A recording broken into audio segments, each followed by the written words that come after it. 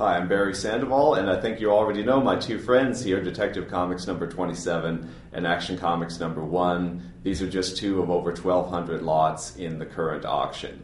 Now, the Action 1 I've got in front of me is the well-known court case copy. You can read the whole story of that on the website.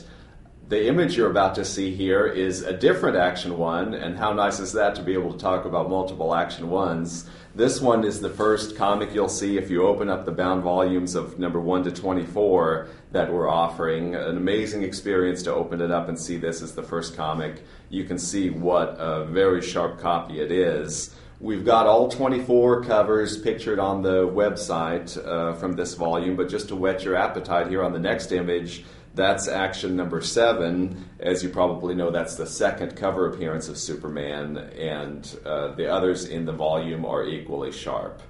Just to give you an idea of the page quality, you can see on this next photo, the book on the bottom where you see the page quality is even nicer, that's the one with number 1 to 12, which are the most valuable issues.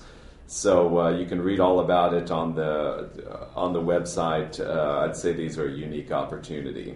Another very impressive bound volume for a different reason is this one here of early Captain America comics. What's really interesting here is the provenance. This is from Jack Kirby's personal collection, and look what we have here on the next image. It's Kirby original art drawn on the front papers. All four of the front and end papers have original Kirby drawings, and on this one in the corner you can see his distinctive handwriting saying property of Rosalind Kirby, who was, of course, Jack Kirby's wife. Now let's go even earlier in the Golden Age, from late 30s, early 40s back to 1937. Here's a very tough-to-find book in Detective Comics number 1. It has always been considered quite a rarity. And on the next image, what we think is actually an even tougher-to-find issue, Detective Comics number 2. This is one of the finest copies known to exist of that one. Now, speaking of hard-to-find books, I'll go out on a limb and call this next one the scarcest issue of Marvel Mystery Comics. This is number 5, an issue we've only offered on very, very few occasions. The grade is just a 4.5, but only 3 copies have been graded higher by CGC, so this one's going to be tough to pass up. On the Silver Age front, we're introducing the Levittown collection, which is an original owner Silver Age collection. Great Green Lantern number 1, great Justice League run, and this is probably the crown jewel right here, Justice League of America number 3. This one's always been tough and high grade because of the black cover, so I think you'll be impressed by that one. On our next image, something I'll bet most of you have never seen in person, it's issue number 1 of the Shadow Pulp magazine, one of the most desirable pulps in existence, and it's the first hero pulp ever made and the first copy we've ever had the privilege to offer. Now, if you like the undergrounds, your favorite lot is going to be this one here. Zap Comics number 1, first printing, of course, near mint 9.4. We think this is going to make a run at the new record price for an underground comic. And next, I want to show you the Mile High Pedigree copy of Adventure Comics number 51. We have more than 100 Mile High Pedigree comics in this auction, so it was a tough choice to pick only one to show you, but if you know about that collection, you know what superb Golden Age books those are.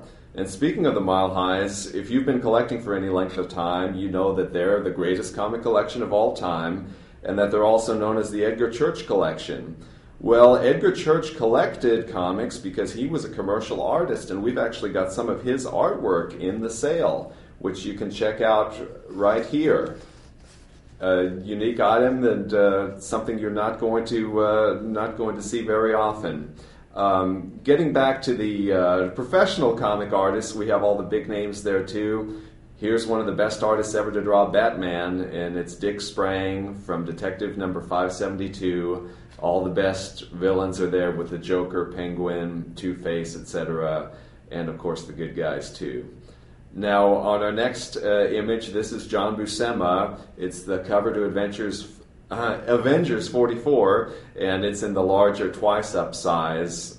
As you probably know, the twice-up Silver Age Marvel covers are extremely difficult to find. There are not many of those out there. Next image, let's take it to the 80s. This is Frank Miller, of course, Daredevil number 188 cover, co-starring the Black Widow. On our next image, it's Neil Adams, the cover to Detective Comics number 415.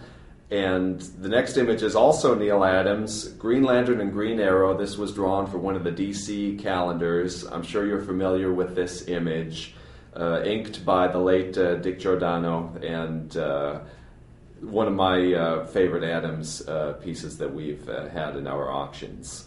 And the next image, it's Dave Cockrum, the cover for X-Men number 156, and of course the characters there are...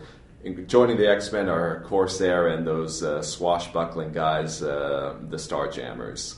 Well, this was only about 1.5% of our auction, so those were some of my favorites. I'm sure you'll have your own, but enjoy browsing the entire selection at HA.com.